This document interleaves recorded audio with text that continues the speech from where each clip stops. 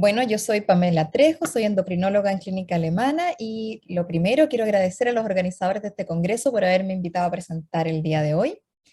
Les voy a hablar sobre las causas genéticas de osteoporosis y cómo podemos estudiarlas. Para esto, primero definir, ¿verdad? Un recuerdo de cuál es la definición de osteoporosis, que quiere decir que hay una disminución de la masa ósea y o alteraciones en la microarquitectura del hueso que se van a traducir en un aumento del riesgo de fractura, es decir, en una fragilidad ósea. Los criterios diagnósticos para hablar de osteoporosis en niños y cuando son más jóvenes, lo más importante es si es que han ocurrido fracturas de huesos largos o fracturas vertebrales, porque eso es lo que nos va a hablar de fragilidad ósea. Recordar que a esta edad todavía no se ha alcanzado el pic de masa ósea, por lo tanto, lo más importante van a ser las fracturas.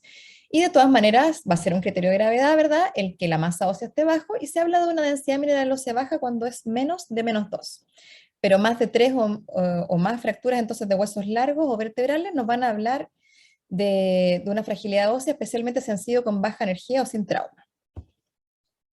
En el caso de la posmenopausia o los hombres mayores de 50 años, el criterio ahora es densitométrico y se usa un T-score de menos de -2,5, como ustedes saben, para hablar de osteoporosis, pero también, si es que tenemos una osteopenia y fracturas por fragilidad, en cadera, vértebras, húmero proximal, ¿verdad? Antebrazo distal, vamos a hablar de osteoporosis también, y el FRAX también nos puede estimar nuestro riesgo de fractura y hacer que queramos tratar a los pacientes aunque no tengan el criterio de osteoporosis densitométrico. ¿Cuál es la primera aproximación entonces a nuestros pacientes? Lo primero que vamos a hacer va a ser averiguar si es que han tenido fracturas previas, vamos a preguntar cuál fue el mecanismo de esa fractura, para saber si fue con energía, con alta energía o no, saber si es que qué hueso fue el que se fracturaron, porque sabemos que hay algunas fracturas que se asocian más a fragilidad, más a fragilidad ósea que otras, y siempre entonces hay que tratar de tener una imagen de la columna para saber si hay fracturas vertebrales, porque a veces son asintomáticas y eso lo podemos obtener desde la densitometría ósea con una morfometría vertebral o solicitando una radiografía de columna.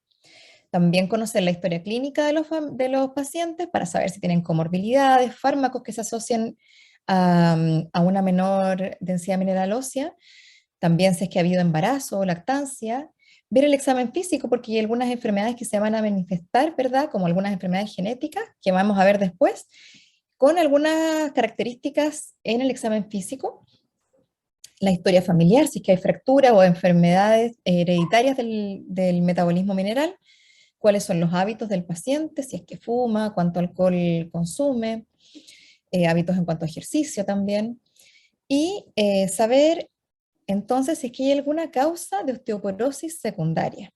Y para eso vamos a solicitar algunos exámenes también.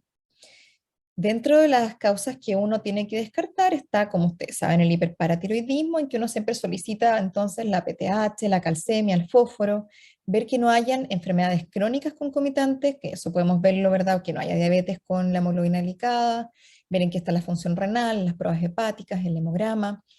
Si es que hay una sospecha de mala absorción, entonces ahí podemos pedir este estudio también. Lo mismo, ver que no hayan alteraciones de la mineralización, y para eso siempre pedimos, ¿verdad?, la vitamina D, las fosfatas alcalinas, el calcio y el fósforo que ya habíamos mencionado. Descartar que no hayan alteraciones de pruebas tiroideas, y importante descartar que no haya hipercalciuria con una calciuria de 24 horas, ojalá corregirla por creatinina de 24 horas en orina, y ver en qué está el sodio, porque recuerden que el sodio se excreta en la orina junto con el calcio. Y esto es importante porque a veces también son asintomáticas, ¿verdad? Y es una causa de perder hueso. Vamos a ver que no haya mieloma múltiple si es que lo sospechamos por alguno de los exámenes que ya solicitamos, ver que no haya hipercortisolismo si es que tiene estigmas en el examen físico el paciente, o si es que le llega un paciente, por ejemplo, con fracturas vertebrales sin trauma, uno debiera siempre descartarlo. El hipogonadismo, descartarlo en los hombres. En mujeres nos vamos a enterar ¿verdad?, por nuestra entrevista de cómo está que no sean hipogonádicas. Y descartar también la mastocitosis sistémica, que si bien es menos frecuente, se ha descrito como una causa de osteoporosis. Después de que excluimos todas las causas secundarias, uno debiera, uno debiera saber entonces si es que no hay ninguna causa secundaria, si es que esto corresponde a una osteoporosis posmenopáusica, o en pacientes jóvenes uno habla de osteoporosis idiopática. Hay que tener cuidado con esto en pacientes jóvenes porque también puede ser que si no han tenido ninguna fractura y son pacientes jóvenes que tienen, por ejemplo, un peso bajo, a veces es debido a que han tenido bajo pic de masa ósea, o si es que han tenido alguna enfermedad crónica durante la infancia. Esto siempre preguntarlo porque puede ser que solo sea bajo pic de masa ósea. Y entonces, ¿qué pasa con las causas genéticas? Ahora cada vez son más conocidas las causas genéticas porque han habido muchos avances en la tecnología de secuenciación que han permitido identificar nuevos genes relacionados con osteoporosis. Y aquí les muestro, han habido varios estudios, pero este es uno de los estudios que se ha hecho, los últimos, en pacientes con osteoporosis idiopática, es decir, que se han descartado todas estas causas secundarias que les mencioné y además no tienen ningún estigma en el examen físico o en la historia familiar que hablen de una causa genética. Y en estos pacientes entonces que tienen esta baja ósea sin causa conocida, se les hizo en este estudio un estudio genético de todos los genes conocidos de fragilidad ósea. Y si se fijan, se encontró una variante patogénica en un 27% de de los casos, que es bastante alto. Y también hay otro porcentaje que tenían estas variantes de significado incierto, que tal vez también se ven asociadas entonces a una causa genética. Y los genes más frecuentemente identificados son los que codifican para colágeno tipo 1, es decir, COL1A1 y COL1A2, que causan la osteogénesis imperfecta, el gen de LRP5 y WNT1, que les voy a mencionar ahora. Entonces, ¿a quién vamos a solicitar este estudio? Si ya descartamos todas las causas secundarias de osteoporosis, vamos a solicitarlo en los pacientes que tengan fracturas por fragilidad, es decir, historia de 3 o más fracturas de huesos largos, o fracturas vertebrales con traumas de baja energía o sin trauma, o que tengan fracturas con características atípicas, que no sean lo que uno habitualmente ve.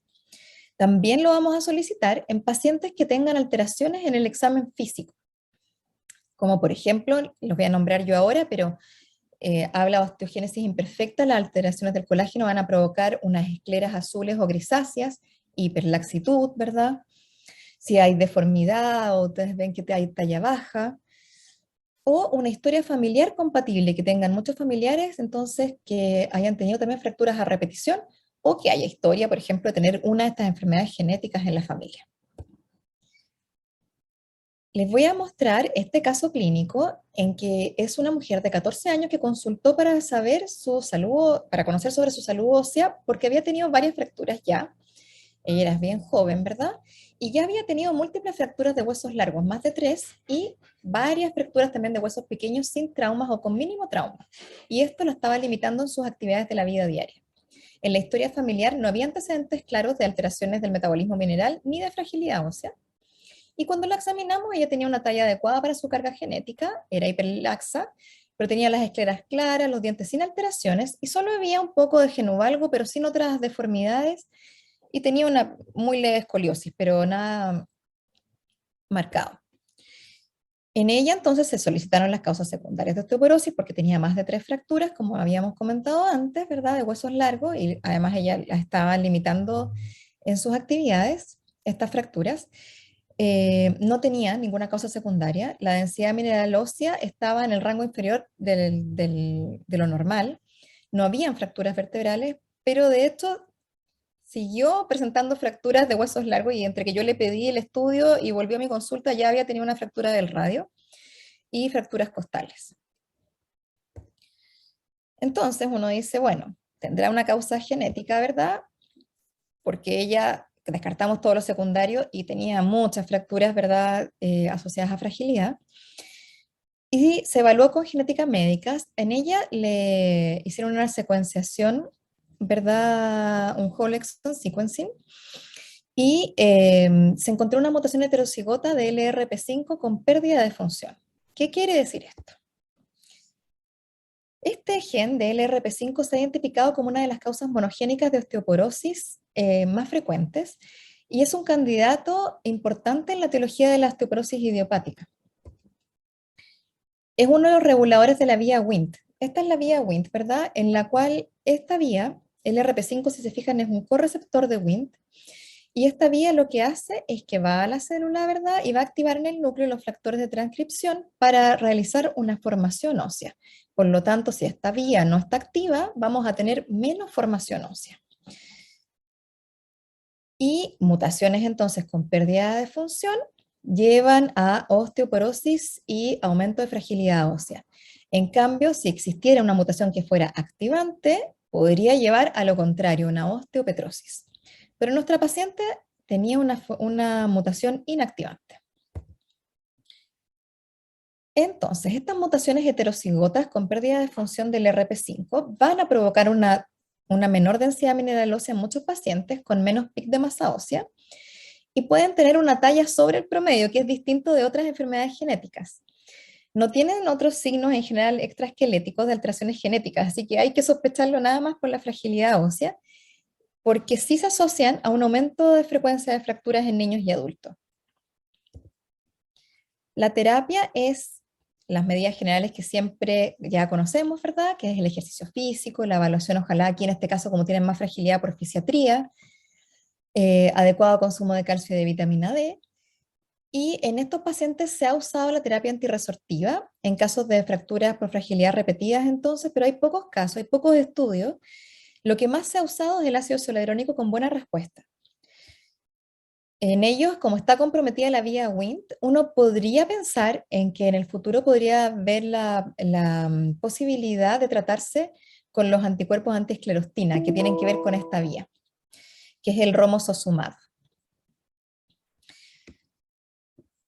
Entonces, en nuestra paciente, ella fue a genética médica para recibir consejos genéticos, se inició terapia con antirresortivos, explicándole las posibles reacciones adversas dado que ella había tenido estas fracturas frecuentes de huesos largos y además porque está en un periodo de alto riesgo de fractura y estaba justo en crecimiento rápido, en que es un periodo en que hay más fragilidad ósea. Y probablemente entonces este tratamiento lo vamos a mantener hasta que termine de crecer, en que disminuye nuevamente el riesgo de fractura. Y después en el futuro podemos pensar, ¿verdad?, en estas terapias nuevas que podrían activar la vía Wnt.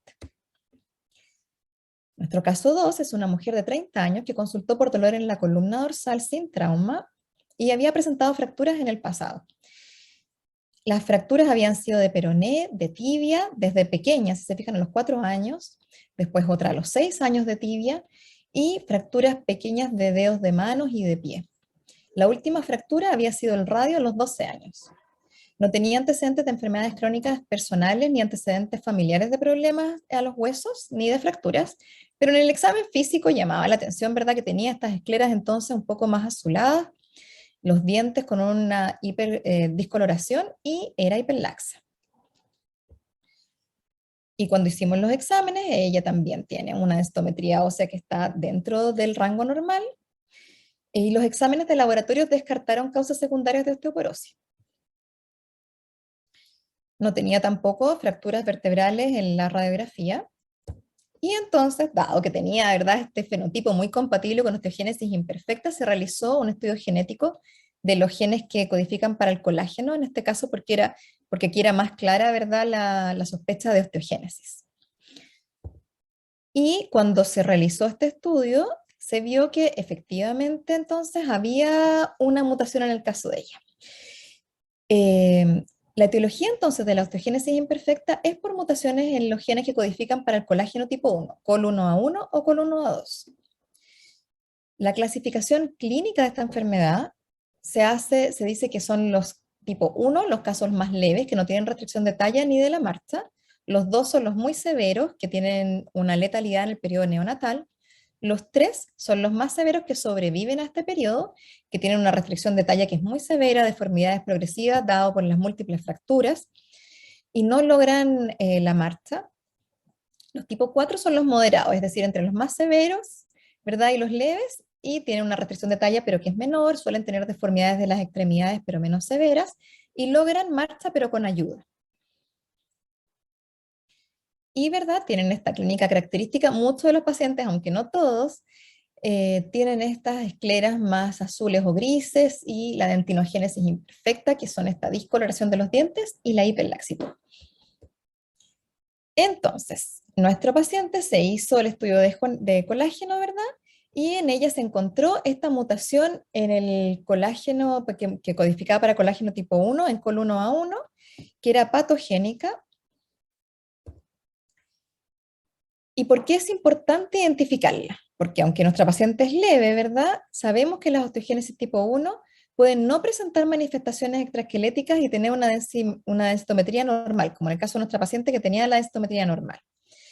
Estos pacientes pueden tener anormalidades de la microarquitectura trabecular y cortical y de la geometría ósea y de las propiedades de los materiales del hueso, por lo que igual, aunque la densitometría sea normal, igual pueden tener una fragilidad ósea.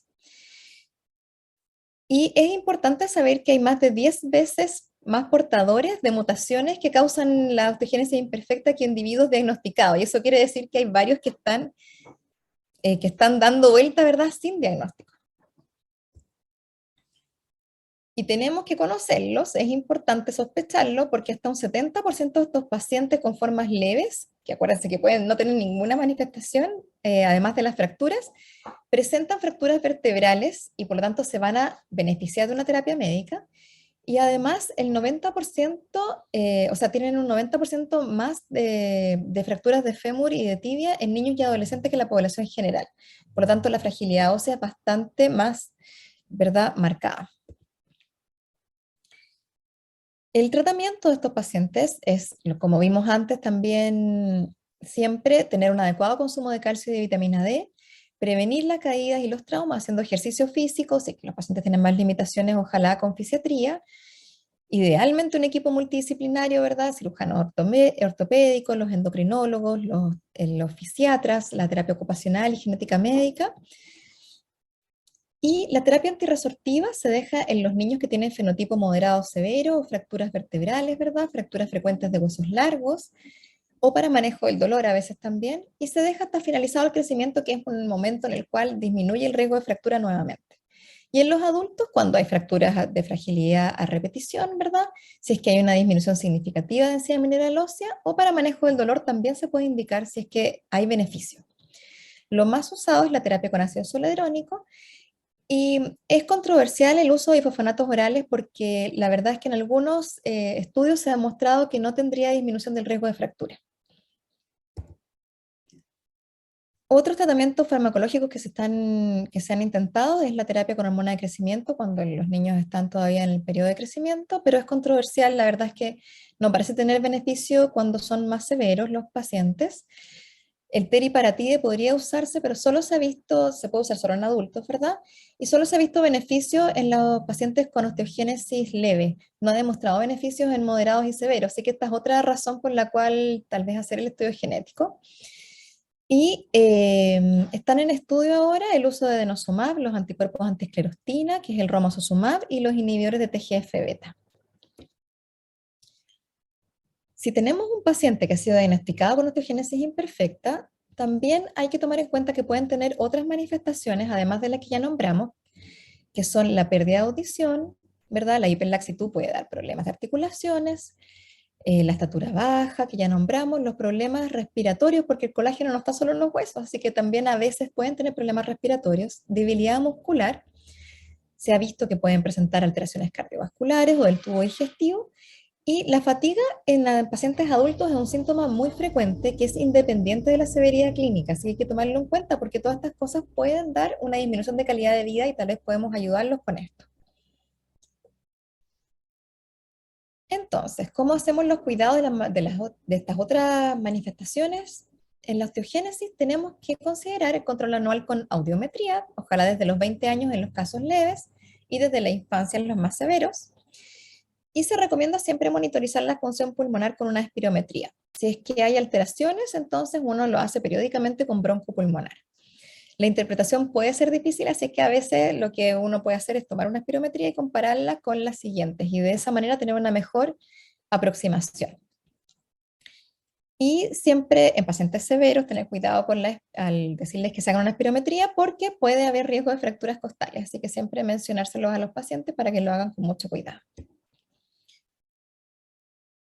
Las indicaciones entonces para nuestra paciente, que ya vimos que tiene una osteogénesis imperfecta, entonces por mutación del gen del colágeno leve, Es, en el caso de ella, ya está en súper buenas condiciones generales, así que el adecuado consumo de calcio y vitamina D, tiene una evaluación multidisciplinaria, ya está haciendo ejercicio, se ha hecho espirometrías que están normales, la audición también se ha hecho evaluaciones y está bien. Por ahora no está con terapia antirresortiva porque ella es joven y no ha tenido fracturas desde los 12 años y la densidad mineral ósea ha estado estable. Por lo tanto, se está controlando con radiografías de columna, densidad mineral ósea y exámenes anuales. Entonces, en suma, nosotros debiéramos sospechar causas genéticas de osteoporosis en pacientes que han tenido historia de más de 3 fracturas de huesos largos o fracturas vertebrales que no han sido con trauma o con traumas de muy baja energía, después de que se han excluido las causas secundarias de osteoporosis. Si es que entonces sospechamos una causa genética, las más frecuentes van a ser las mutaciones que causan osteogénesis imperfecta, que son las mutaciones en los genes que codifican para el colágeno tipo 1, o las mutaciones heterocigotas que vimos aquí inactivantes del gen LRP5 y de WNT1, ¿verdad? Que afectan esta misma vía. Y que últimamente en los estudios que se han hecho es una de las, junto con el gen de colágeno, uno de los principales causantes de la osteoporosis idiopática. ¿Y por qué es importante que identifiquemos estos pacientes? Es importante para poder establecer el diagnóstico, saber que existen complicaciones asociadas y manejarlas, tratar precozmente a estos pacientes porque van a tener un aumento del riesgo de fractura y seguirlos de manera, ¿verdad?, bien estricta para poder identificar a los familiares que tienen riesgo también de fractura, dar un consejo genético y elegir la terapia que sea más idónea para cada uno. Muchas gracias.